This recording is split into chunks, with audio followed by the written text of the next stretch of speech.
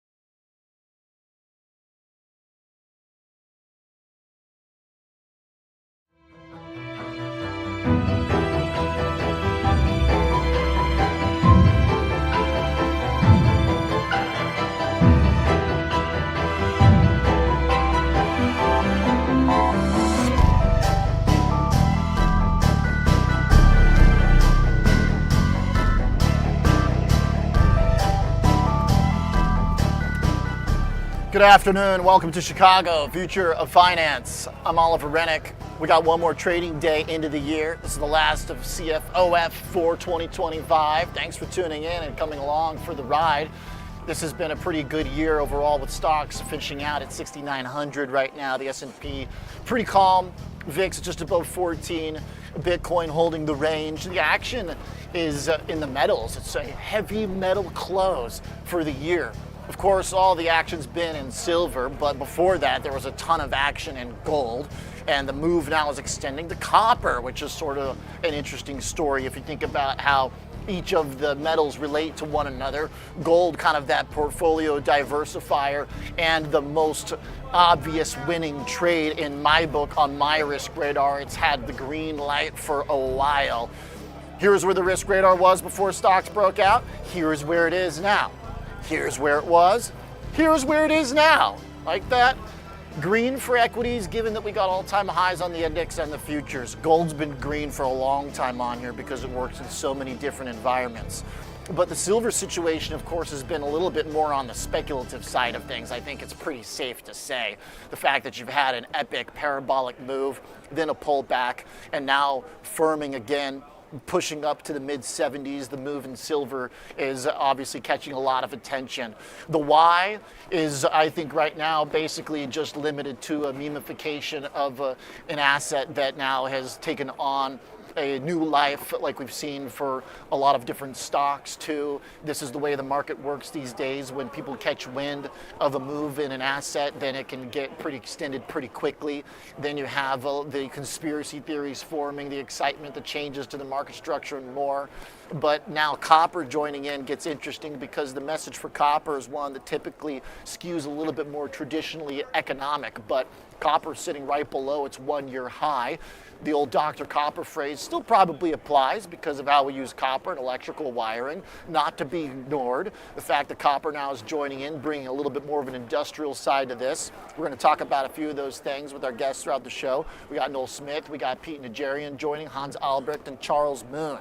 We're going to talk a little bit about the small caps as well and some of the industrial trades that might get a fresh look in 2026 if the economy is going to get juiced, particularly if we get fresh juice from a Fed that's going to have a new leader, maybe even more eager to cut, perhaps for political reasons. A fun conversation to have. We're going to take a look at some of the stocks that should be on your radar going into 2026 with Charlie Moon at the back of the show as we close out the session. So stick around. We've got a great show coming up. And we've got a very special appearance by Mr. Noel Smith, who is kindly tuning in from the Alps. No, he's in Vegas, lo and behold. What's up, Noel? Well, this is Vegas. This is not the Alps.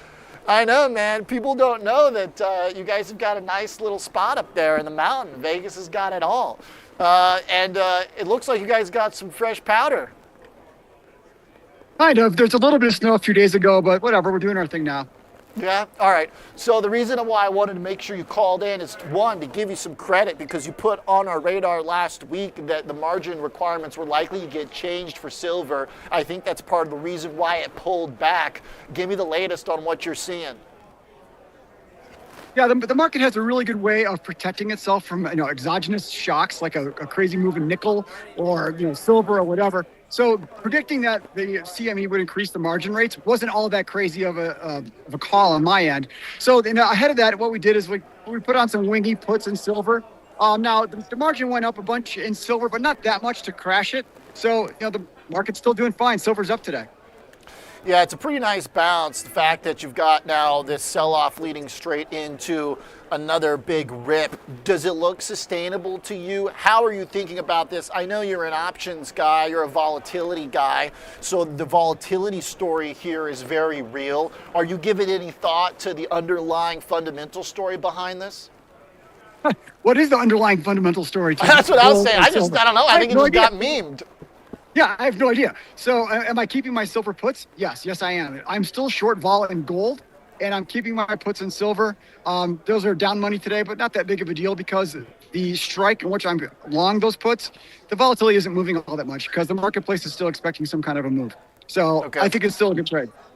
How long you got on it? What time frame do you think makes sense here? And what would be the action that would squeeze you out of the trade? If it makes new highs, do you go, okay, I don't want to mess with this thing if the Redditors and the meme traders have got control of it? Sure. So I have March options, which is going to give a little bit of more of a Vega component to it, which means volatility component. So I want some of that volatility compression. So I expect that if and or when silver comes back down, we're going to get a compression in volatility as well. So that's part of my plan. Okay. The potential for gold and silver to kind of go together, I feel like that's part of where this came from. People saw how well gold did over the last several years, and they're thinking, okay, silver's next. Today, copper's in the mix. We're going to talk a little bit about that as well. But tell me about your trade in gold, because that seems like it could be an interesting kind of pairs trade to put on, because generally they've been moving in the right direction. But if you've got a directional view in silver and just a volatility view in gold, maybe you kind of hedge yourself to some extent on how these two interact? It depends. Relative and absolute value of volatility is high in gold and silver. So what I have on it in gold is an iron condor in March. I know iron condors in the last handful of trading days have gotten a bad rap, but there's a time and a place for those things. It's a way to do a risk-defined short vol trade. I have no real opinion on the direction of gold, but I don't think that the vol up here is sustainable. Could it go higher? Of course, but I like my trade still. Okay, so take me through kind of the structure for fading the gold vol. Is that just the iron condor and okay, so that's pretty much where it begins and ends, right? That's just kind of looking for this thing to find a range and maybe get stuck between 45, 4,400 on the futures or something? So my iron condor is struck, the short strikes are struck at one standard deviation out of the money. So it's Okay. pretty wide, and you can go that wide when you have high volatility and still get enough juice to do the trade. So if you do a $10 wide iron condor and you collect, 280, 290, that's still a decent risk to reward ratio. And if it starts to get bigger than that, a whole lot bigger, I can cover for a loss. It's not that big of a deal. Okay. All right. I think it makes sense. Looking for things to cool off a little bit. I'll tell you what, if you look at S&P vol, it certainly is quite cool there. So the metals are the exception. So if you're kind of thinking about kind of a mean reversion from a volatility sense, the stock market's telling you that the waters are pretty timid. Yeah. So funny enough, when vol gets super low in equities, what we do is we actually reduce some risk because there's asymmetry there in the sense that we don't think vol is going to go a whole lot lower. And now the timing of it's very difficult, but also with the holiday trade, we actually reduce some of our beta going into this long vol or short vol in equities. And then, so we have net less risk. And then the short vol call within metals is an obvious function of their movement. Okay, I like that. And I think that to some extent, volatility in gold is not exactly the desired outcome. We kind of like it to be steady grind. For silver, I feel like this is a little bit more of a speculator's playground to some extent. Is that kind of why you've got the directional bias on there? You think people are just playing with fire, trying to play a little hot potato with each other here? I don't know that I want to be long a bunch. That's pretty greedy. Now, can silver go to $100? Sure, of course, it can go anywhere. But I'd rather have some wingy puts on that don't cost me a lot of money, that have a gob of asymmetry, than a consistent silver long. Now, if I owned it at $16 or whatever, that might be different. But I think that it's appropriate to have on some kind of a long vol silver downside. I like that. I think that's a fun trade. Also a way to kind of ride the wave without having to get too lopsided in your view on it. Noel, before you cut out, what do you think is possible here for volatility in S&Ps? If bears miss their window here into the end of the year, and it looks like we're going to have smooth sailing economically, macro-wise, could we be plumbing new lows for VIX? I mean, this is a pretty impressive. We're looking at, 5 days now with a 14 handle? Yeah, I don't think, the next handful of days are all that relevant. I'd rather not have a ton of short vol on here. I'd rather be long vol. And I think that, going into January, this is a really good opportunity to have some hedges on. You can get, I'm not looking at my screens, of course, but you can look at the Jan 25-30 call spread in VIX. That thing can be had for 9 cents. You can put those on in size, and that protects most of your January. To me, that's a sensible hedge. Okay, love it. Giving us trades from the slopes, Lee Canyon, not a bad little spot. A little the side of your crash. Yeah, a little. How close are we? Hey, see if you can find my whoop.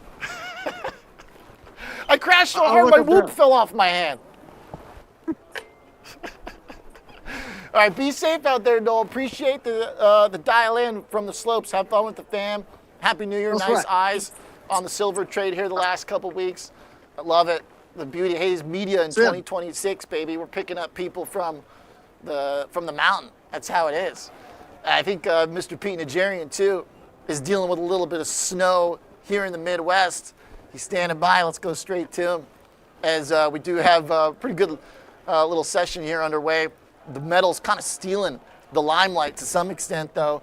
Pete, you warm there? You right? Because you're pretty close to us here in Chicago, and it's not quite as powdery as Noel is there in Lee Canyon, but it sure is cold as hell. We are very powdered. We just got another drop yesterday of about 6 inches. This morning we got about another inch, and that's all on top of about 24 inches in the previous couple of weeks into this. So we got plenty of snow, man. It's a beautiful white right now, and it started off cold today. It was 5 degrees when I went to the gym this morning. Now it's all the way up to about 18 or 20. So I mean, it's like a heat storm. So you, right? You hitting the. You got up to 45 the other week, and I was just cruising around on a Blazer in Chicago. So what, are you hitting the snowmobile, Pete, or what?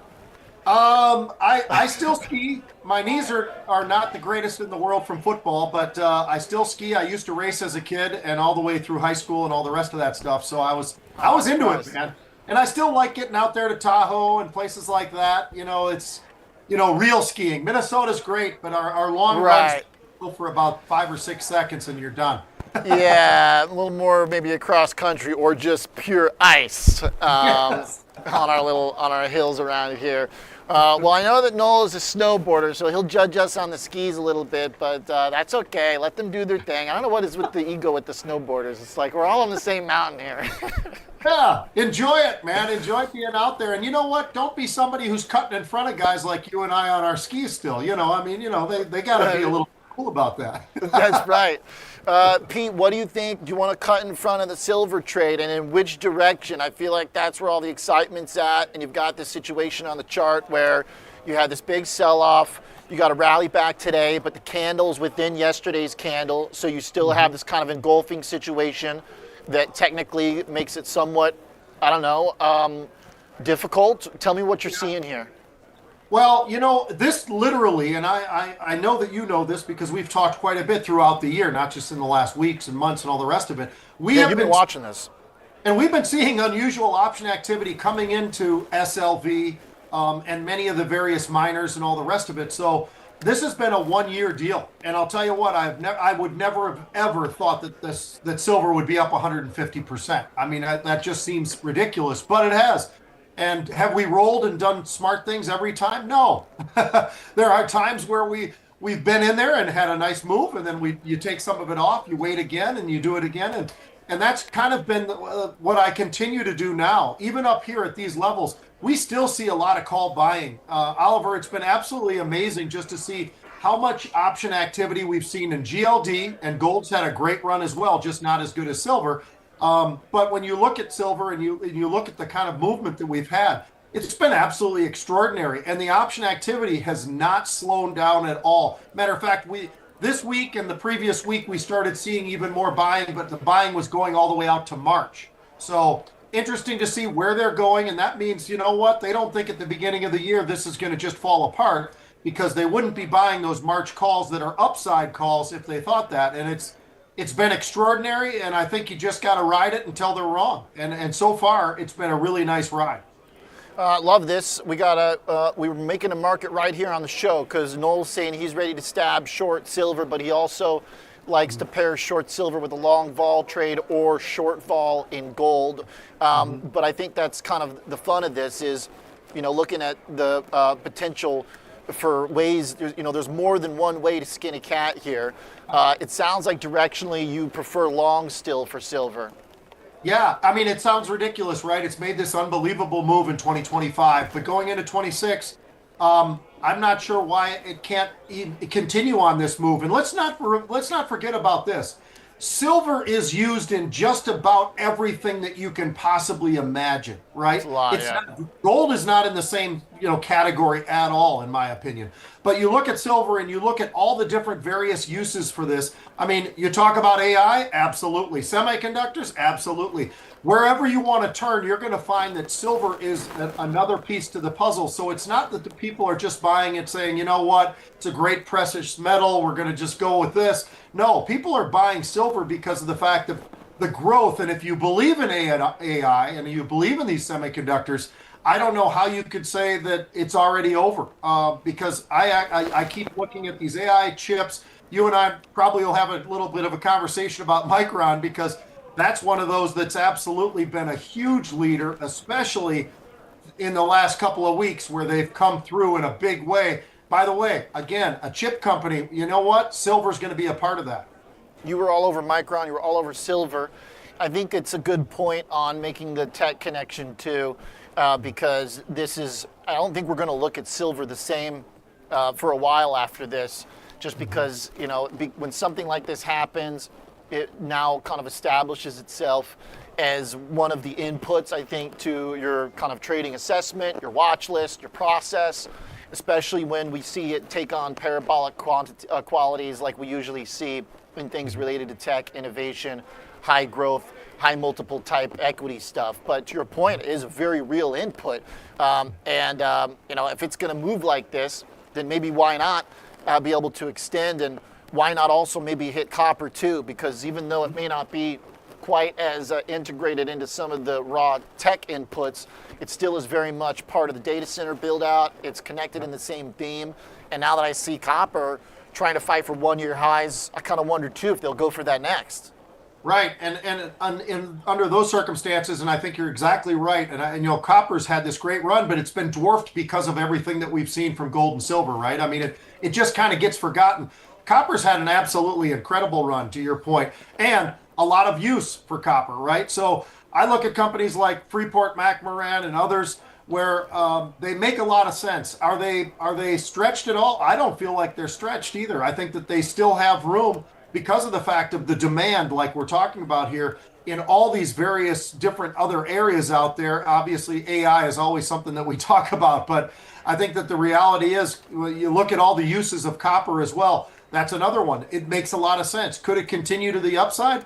You know what? Of course, you're going to have some pullbacks along the way. We see that type of thing all the time. We got that in silver just the other day. Was it a huge pullback? No. It's about 8 or 10% or something like that, and then bounces right back again. So I think that's what we're really seeing here, Oliver, within the markets is, yeah, there's going to be some pullbacks along the way, but the overall direction still looks bottom left, upper right. That's the direction we're going in. Yep. I'm looking for it on Bloomberg, but I don't see it right now. They had a top story earlier that said picks and shovels is the next stage of the AI trade. I mean, I feel like that's kind of what we've been talking about for the better part of several weeks, if not months. A few of the ETFs we profiled on this show specifically were designed for that. Cooling centers, resources. So the silver copper trade is arguably the same as getting exposure to some of those other ancillary suppliers to the AI theme, and that's what you're saying, right, Pete? I mean, it's all kind of part Absolutely. of that picks and shovels. So if that's head page lead story of Bloomberg, then I don't think we're making stuff up here. And I think you and I talked about this already, maybe last week. But if we did, I think we did. But we talked about all the different other areas that are absolutely something that people have forgotten about. How about Caterpillar? I mean, when you talk about data centers, it's going to take equipment. It's going to take this and that. I mean, Caterpillar has become something that is a big piece to this puzzle as well. And all you got to do is take a look at the growth out of that thing. When's the last time Caterpillar was up 60+% or whatever it is? I mean, absolutely an incredible run, and I think for the right reasons. The use for Caterpillar is there, and there's a huge need for that. So that's one of those sort of secret trades out there for AI, and I think Caterpillar is just another one of those names that makes so much sense in the markets that we're in right now, as people continue to want to build, and the demand is there right now, and it doesn't seem to be slowing down. Yeah. I just pulling up the Bloomberg headline. I found it here.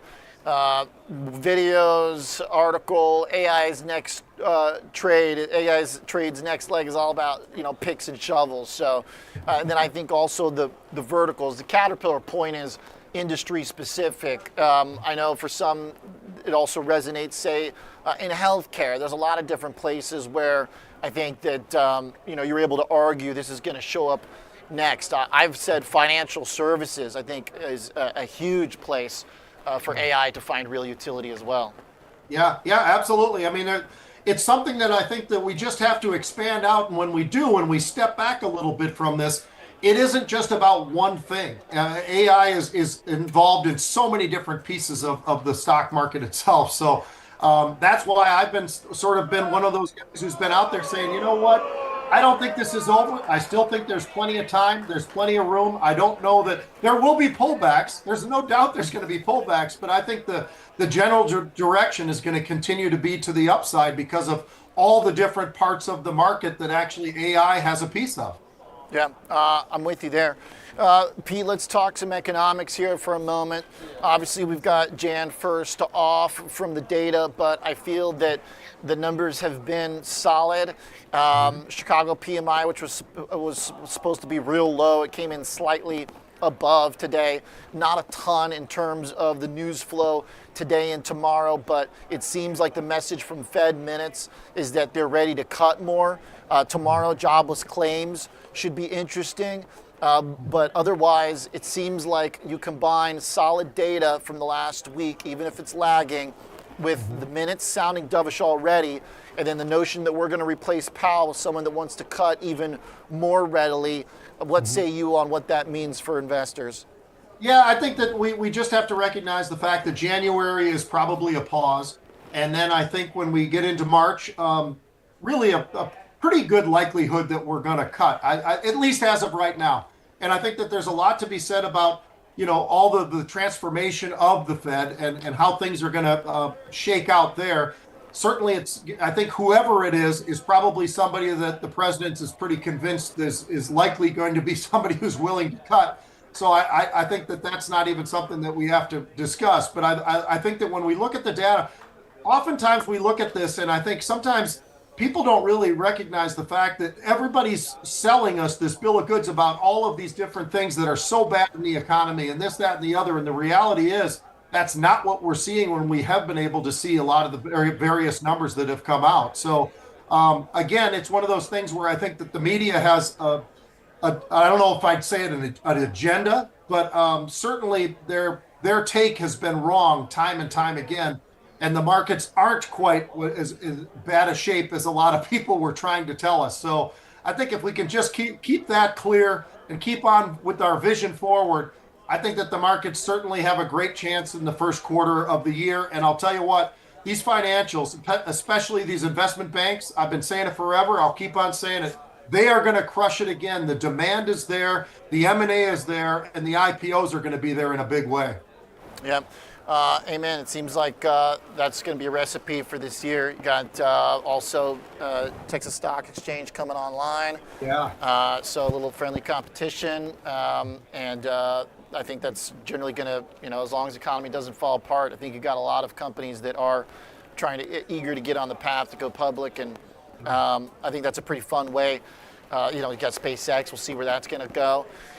Pete, let's make sure that we talk a little bit about the dramatic couple of weeks for the Bears. Last we talked, Chicago was victorious over Green Bay, and still, though, it had pretty minuscule odds in terms of what Kalshi was saying for the Super Bowl. But pretty dramatic, unfortunate loss to the Niners. But I got to say, technically, my hometown team from real OG early is the Niners, but I don't really, at this point.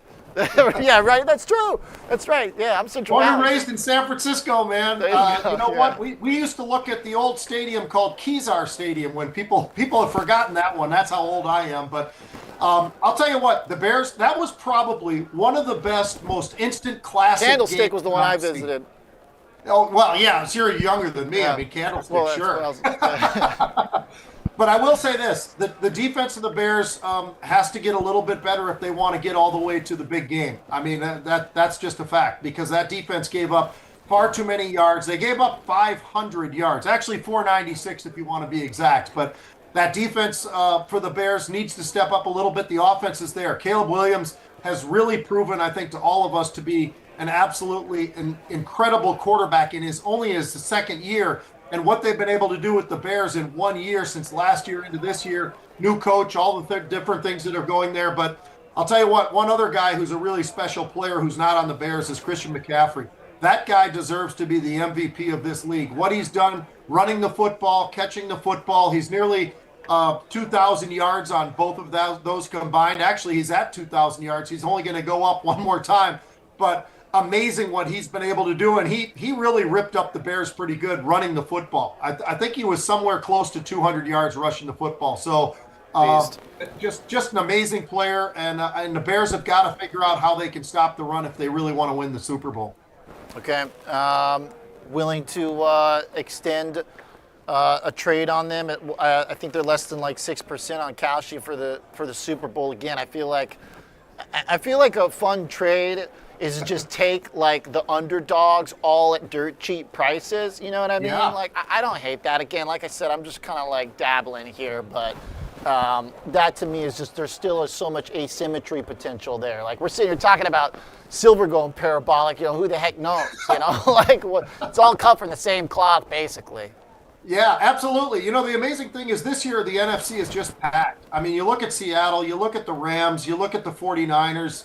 The Bears look fantastic. Obviously you look up north of Chicago and Green Bay. They've got some great chances. One of the things that I think that Green Bay has to do is figure out if they can get a little bit healthier before they get into this whole thing, because great quarterback is doing a great job, but you know what? When you've got the kind of injuries that some of these teams have, the 49ers are finally healthy or relatively healthy. But they, in this last game against the Bears, they didn't have Kittle, they didn't have Trent Williams, they didn't have Bosa, they didn't have Fred Warner. So they were missing a couple pieces to the puzzle on their defensive side, especially. And that's something that both teams are going to have to step up. If they want to win, Seattle right now has a great defense and a pretty damn good offense. So Seattle's probably the front runner right now, I'm sure. All right. Love it, Pete. Easy on those knees in the snow. And have a good New Year, sir. I appreciate it, Oliver. Have a great one, man. Great to be with you. You got it. Likewise, fun year. Appreciate the contribution on the show. Give John our best into 2026. We'll see you guys on the other side. We got a short little break, and then we got Hans Albrecht joining as we get back to the options flows. He's got some good thoughts on a few of the other trades we teased but haven't hit yet, including small caps. We'll be right back.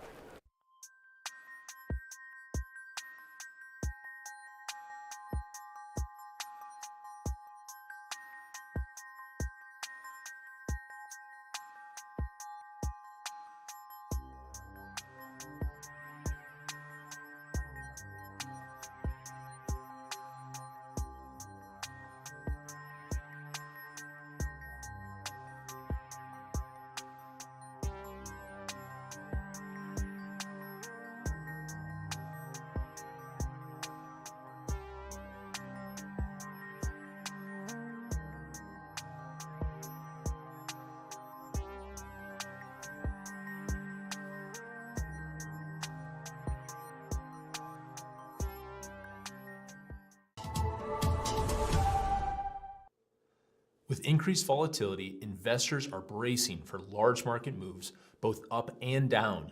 Will the market rebound 30%, or will we see a 30% drop? At the end of the day, uncertainty remains a constant. Innovators' floor ETFs are designed for volatile markets. They aim to position portfolios for market moves regardless of direction or magnitude.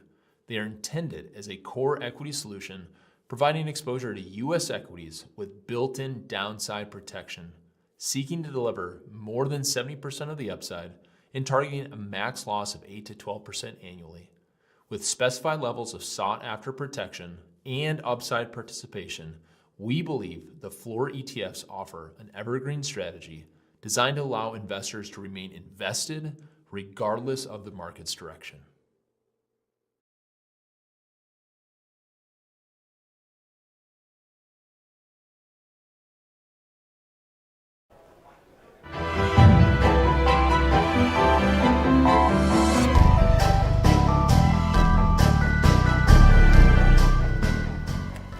Welcome back to Chicago Future of Finance. So it's about 30 minutes into the bell here. Let's talk more about the commodity move, the heavy metal close into the year, and more with Hans Albrecht, joining us, CEO at Gamma Option Solutions.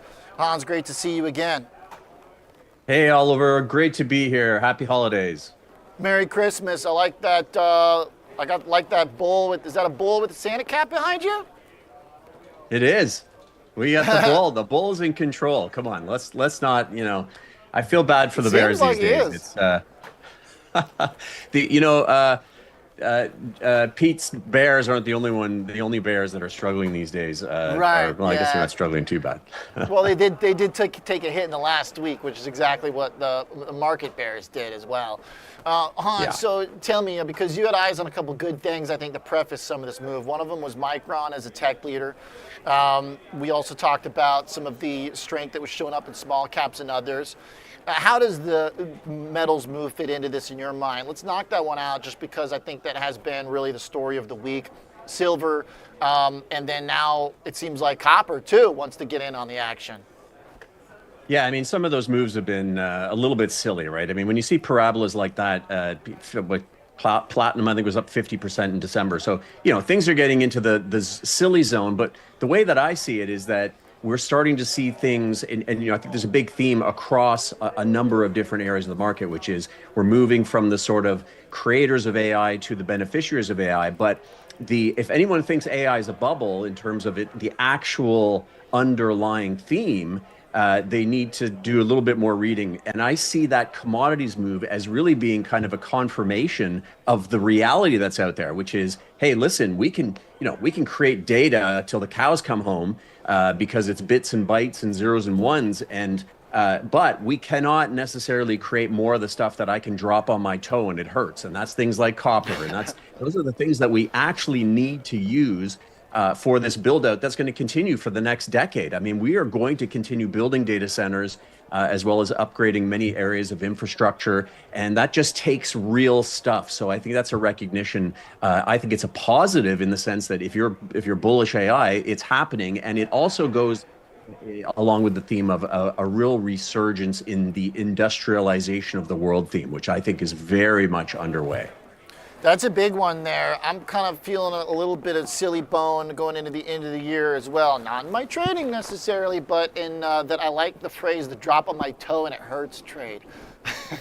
But that's kind of like what we were talking about with Pete is, we had a great ETF guest on that was making an ETF that has cooling centers and has all these sort of ancillary AI supplier and infrastructure trades.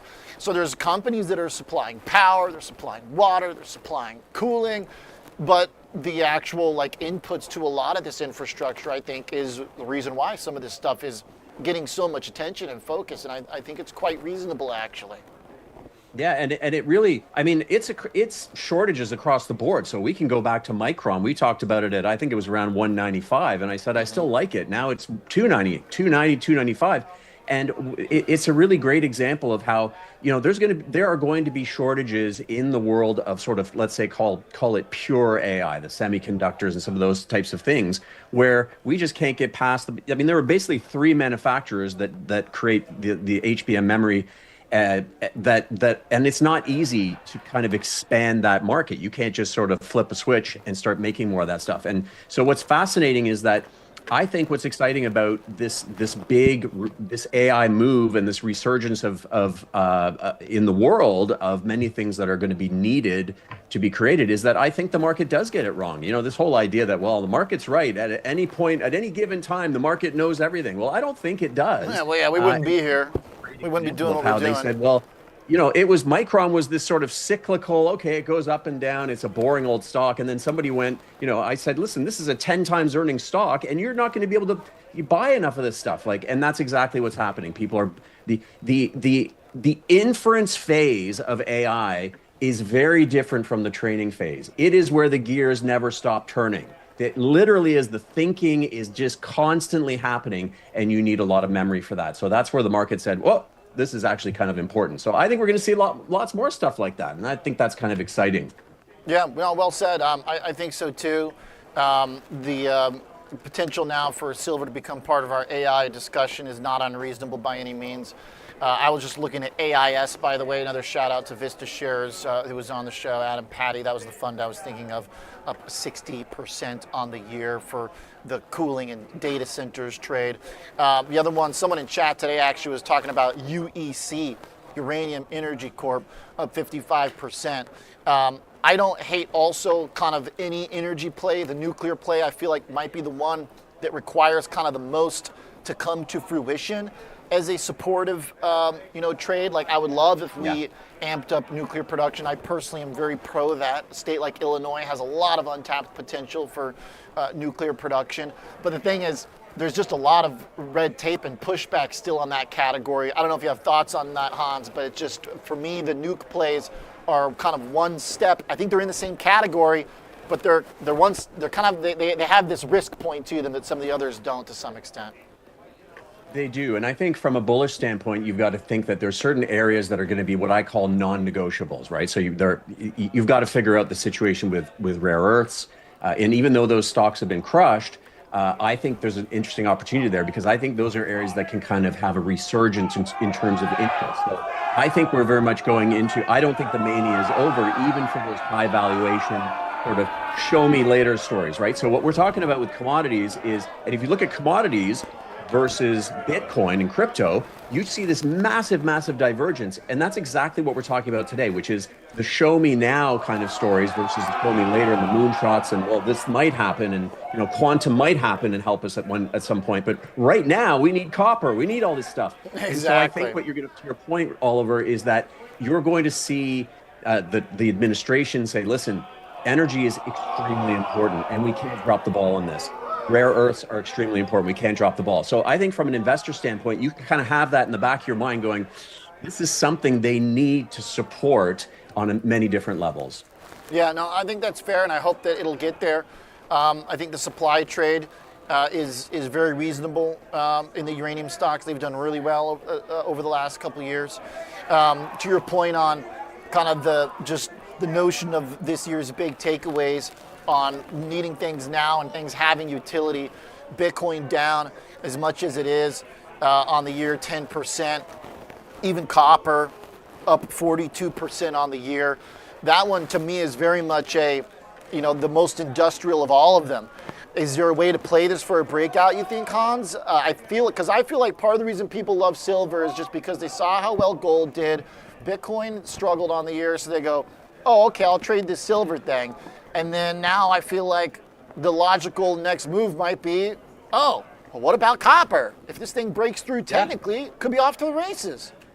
That's right. Well, it was crypto over gold, and now we're back to the original Bitcoin, which is gold, and gold's been doing fantastic. So it's sort of funny how things, over the millennia, things kind of come full circle. And I'm not counting out Bitcoin per se. I like certain parts of crypto. I love stablecoin. I think with it, what I'm looking at this year, Oliver, is I'm thinking of those areas because disruption is going to happen on a level we've never ever seen before. There are going to be companies that just completely do a belly flop in this new economy. But there are going to be areas which I think are almost certainties. We're going to have more compute. How this all plays out, we don't know. In the energy, you talked about nuclear, there could be various ways, natural gas, could be various ways we try to get to the finish line in those areas where we have serious needs. But there's no question that it's going to be thinking about, well, where are those areas where we absolutely have to make progress? And I think that's kind of an interesting place. And copper is real, right? So we got this real thing going on. FCX, I mean, that has been my play since the high 30s. Right. Yep. And it's starting to play out, right? And they had some troubles there for a little bit. They had some mine troubles, but now it's back in place. Very pure play. So I think that's an area where you can probably, I'd say on a pullback, I'd like to see a little bit of a pullback into the sort of the high 40s, mid 40s.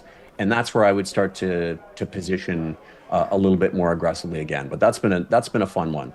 Just buying calls or what?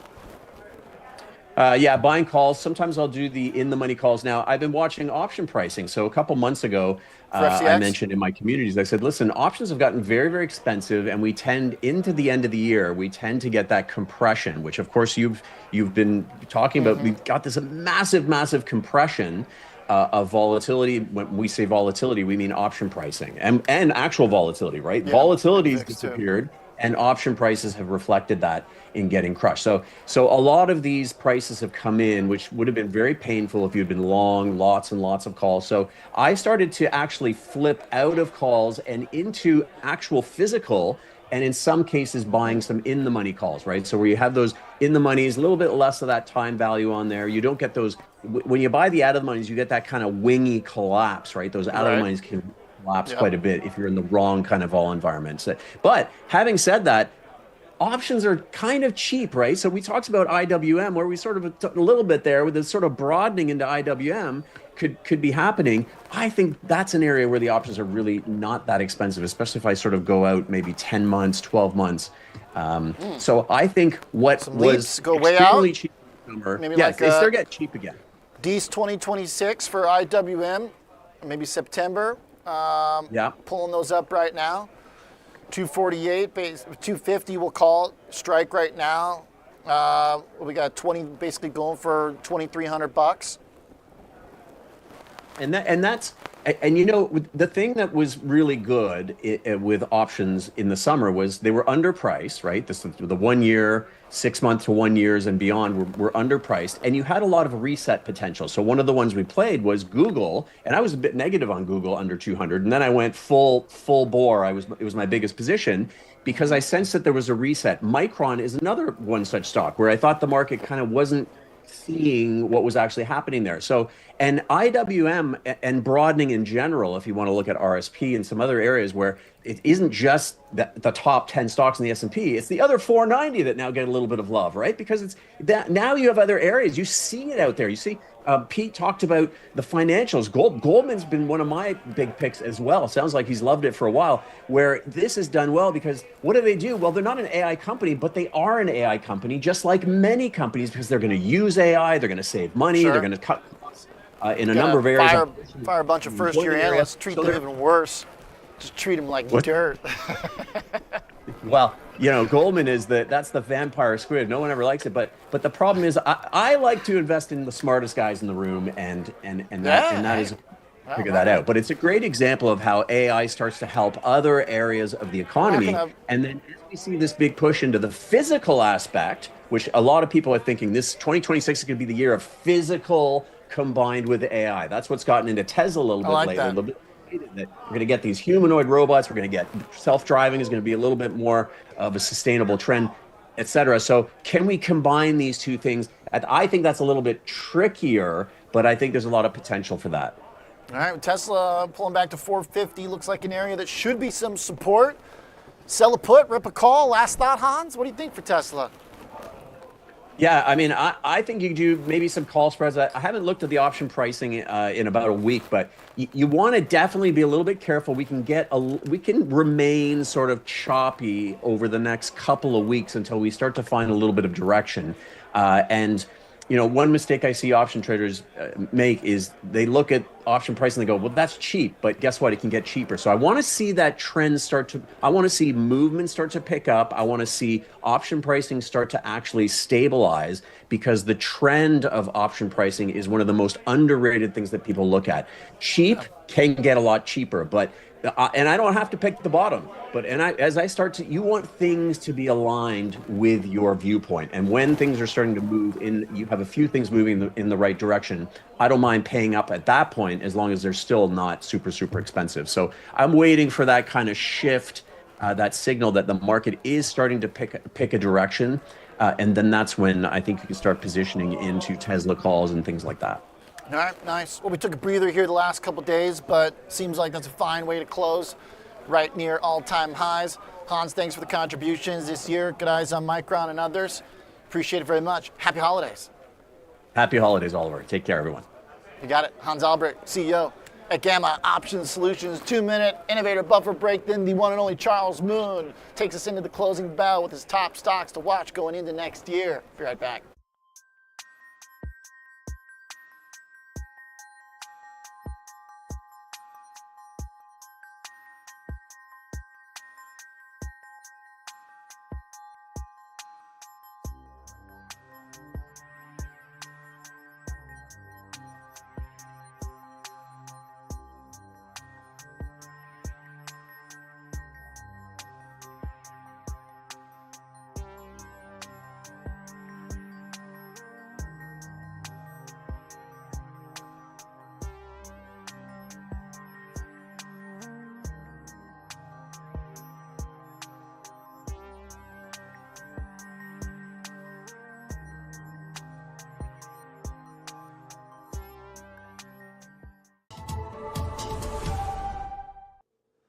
With increased volatility, investors are bracing for large market moves, both up and down.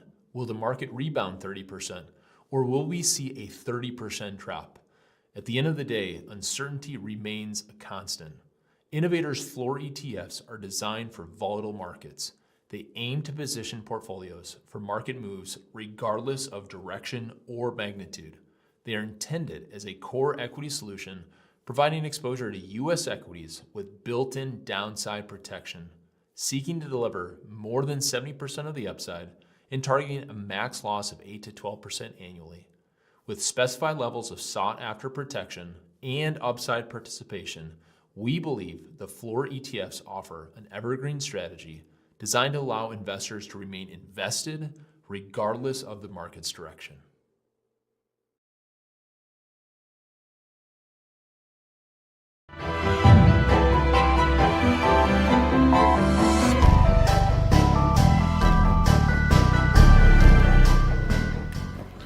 Welcome back. I got Mr. Charles Moon standing by, ready to jump in and talk some picks for 2026. CM Charles from Prosper Trading Academy, of course. What's up, Charlie? What's going on, big brother? How you doing?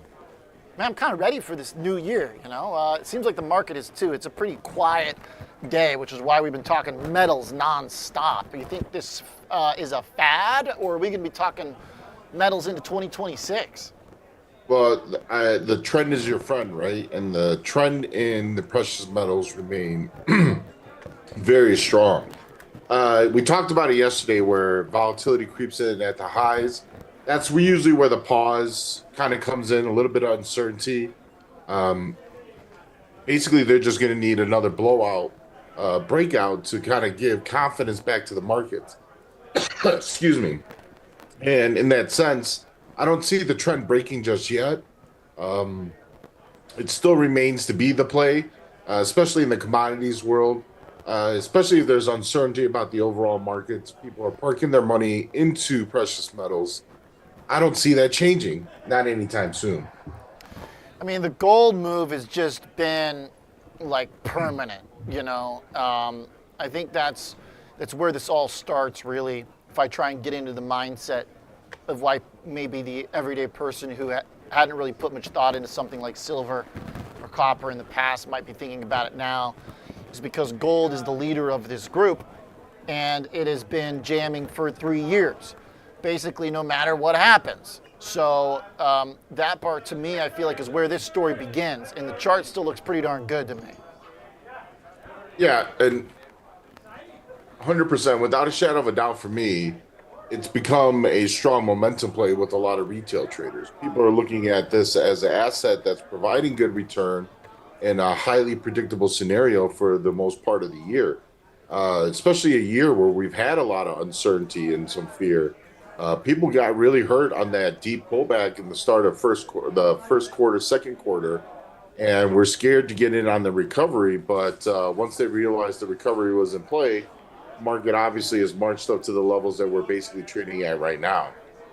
For me, gold has been very sustainable, and people have discovered that gold has been very sustainable in terms of performance. So I just don't see people veering off of something that's either helped them salvage their year or made their year. You know, just like there's a lot of love and a lot of demand for certain names like Nvidia or Apple on a consistent day-by-day basis, I really believe you have to put gold into that same category. I don't see any reason to veer from the actual trend of performance. Don't fix it if it ain't broke. Kind of sounds like what you're saying, basically. And it's hard to break gold, I think we've learned. Inflationary environments, inflation coming down, crypto working, crypto not working, stocks rallying, stocks not. You know what I mean? You got to stretch the chart out on gold beyond really 5 years to find anything meaningfully soft. I guess we could say 2022, in the midst of the Fed hikes, gold got hit, and that's what I got pulled up here in the middle of my screen from March 22 to October. But, you know, everything pretty much got hit at that point, and 17% wasn't too bad. You know, we had bear market in stocks, we had big blow up in high growth stuff, so it's just a pretty impeccable track record. I just think people should know that something like silver is more likely to have a bumpier, more volatile ride. That would be my 2 cents, silver cents or copper. Yeah, you know, you mentioned it yesterday. Is silver playing more of a catch-up game? Is this going to be sustainable? And I think the conclusion that we both came with is that it remains a powerhouse. There's no reason why that couldn't be the sympathetic trade. Is it possible that silver at one point garners a lot more attention? Case in fact, it's more of this week that we've seen a lot of attention on silver. There's been a lot of the social media trends. There's been a lot of these AI bot videos that people tend to believe are real, talking about the squeeze in silver. But truth of the matter is, performance is performance and demand is demand. And with how aggressive the retail trader has been over the last year or two, if a large collective really wants to get into silver, we could certainly see that take over in periods of dominance over gold, just because it's a lot cheaper right now. The contracts, even though the volatility is up, is still a lot cheaper than buying into gold contracts. The shorter dated options also make it extremely attractive for the day traders that are looking to be actively pursuing something in this market environment that just really isn't providing much. And so this is where we could see pockets of dominance come into play for silver. I want to. I think that I want to connect silver to tech because I think that's very real. And I also want to talk about this upcoming year. And I know you've got a lot of tech as basically your favorites. Charlie Moon's top 3 going into 2026: Netflix, Oracle, Meta. I get those right, Charlie? 100%. Okay. It's rare that you see these big names trading underneath their 200-day moving average. All 3 of them are at this point right now. I think the big thing with Oracle that's not being mentioned is the fact that they have finally taken ownership of TikTok. I think this is something that is going to be more of a tailwind than a headwind. Count me The in, headwinds baby. are really. I'm long the TikTok. headwinds. When we look into the headwinds of Oracle, right? They announced these outrageous forward booking numbers that Wall Street finally realized can't come into fruition unless they get the ability to power the data centers to provide the opportunity to make that revenue. So unless there's some sort of jump in technology, which at this rate it could come overnight, to be able to power that opportunity, well, there's got to be something that's going to give investors a little bit more demand or confidence into Oracle. So all this talk about the data center, totally understandable. The market priced in that future. They quickly corrected their mistake. And now we have to say, well, what can TikTok possibly do for Oracle? On the flip side, you may think that now TikTok having a stronger foundation in the United States would be a negative for Meta. That's not going to be the case because Meta has produced record numbers, even though TikTok's competition and growth has jumped exponentially over the last year and a half. So it's not like Meta is losing their dominance. Their MAWs and DAWs are still going higher on a monthly basis, on a quarterly basis. Their revenue is still jumping. They're expending more, obviously, but Wall Street seemed to like this newest acquisition of Magnus. And then ultimately, if we look at the social media world, well, when one thing is shared on one platform, it's essentially shared on all platforms. And so if one company is making money off of it, well, that content is generally going to be shared, and it's also going to provide a return on other platforms, just like it would on TikTok and Meta. So, I don't really worry about what Oracle's, new position as ownership of TikTok would do to Meta. I think that they're going to be competitive players, but they're going to be the dominant players, and they're certainly going to keep crushing it in 2026. With Netflix, it's just a matter of history. This is a stock that has swung up and down significantly off their highs and their lows. Pretty big pullback since June. Yeah, but that's the thing. They're still the dominant player in the content space. They're trying to grow that dominance. They've single-handedly killed the movie theater industry, and I don't see this changing. Hey, Tom Cruise has put up a fight. Yeah. Well, think about it like this, Oliver. Netflix versus Cruise. Well, hold on. If Netflix gets a hold of this deal and actually can now utilize that library without having to pay an arm and leg like Disney had to. Yeah. More so that they're now veering into sports and making a bigger presence, for the name in sports. and we know the type of revenue that sports viewership can bring in, this is where I believe that Netflix real growth cycle on top of their ad rev is really going to come into the picture as they push more into the sports industry. So I think we need to see how many people signed up for Jake Paul and Anthony Joshua, because they're just lighting money on fire to bring these guys on. Enormous payouts. And I don't know, are that many new people signing up to watch the thing to justify paying them each $20 million or whatever? I mean, I guess Netflix wouldn't do it if they didn't, but I wonder how many times that trick is going to work, especially when they go the way they've been going.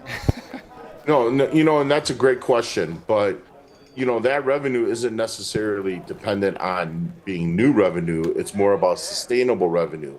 And the longer that they could keep their client base continuing to pay that monthly basis, they're now still obviously working on margins. Margins are improving.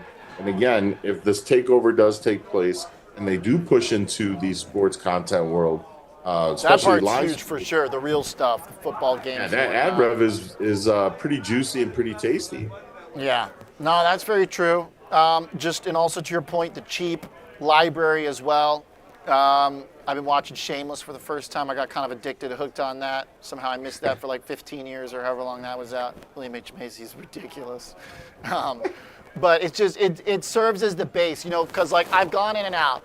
I've gone in and out of other platforms. Like I've gone in and out of Paramount or whatever, depending on a show or something. I've canceled it, because I hate watching ads. So it's very difficult for me to take the low bar ad. What I'd rather do is take the high bar than cancel it when I'm done watching something. But it's really hard to get rid of Netflix because it's the big basket of stuff. When in doubt, new Chappelle stand up. All right, boom. It's got the staples. It really does feel like, the core of television today for sure. It's your main line. It's your baseline.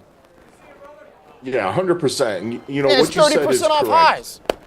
No, it's pretty funny that you mentioned this. I've canceled multiple subscriptions, but the one that I've been able to hold and been willing to pay at a higher tier has been Netflix. And so that's just kind of that buying power, that loyalty branding. It's things that are associated with names like Apple that makes them so dominant. This is a name that's, we talk about Meta in terms of, communication services. I don't know if Netflix really kind of fits into that category, but ultimately they are the conglomerate in media right now. And, for me, anytime you're king of something, like king of cloud, which is Amazon, right? Obviously e-commerce. And then we talk about communication services, that's Meta. We talk about consumer discretionary, we're talking about Apple. Netflix fits in that category as being the king of media. I just don't see how they're going to hold this lower price point for much longer without actually moving higher when the market starts their 2026 rally. Yeah, no, that's fair. I think that too, if you're bullish on the market, it's hard not to think, and the economy too, it's hard not to think that Netflix is going to get back on its feet. I'll end with, I was trying to find the tweet, but I couldn't. My favorite post of the day, since you mentioned Oracle, was a list of the richest people, and it said, imagine being the third richest man in the world, and you're not even the richest Larry. Because it's Larry Page number 2 and Larry Ellison number 3, which is just hilarious. Charles, appreciate it very much. Thank you, sir. Good ideas for next year and good eyes putting stuff on our map and our trading plan for this year. Happy New Year, Charlie, to you and Scott. Happy New Year, brother. See you on the other side. Charles Moon, Prosper Trading Academy. It's good to be king of something, the king of content, Netflix pick into 2026. Thank you for joining Chicago Future of Finance in 2025. I'll see you on the other side in 26 next year. Have a great New Year's. I'll see you next week.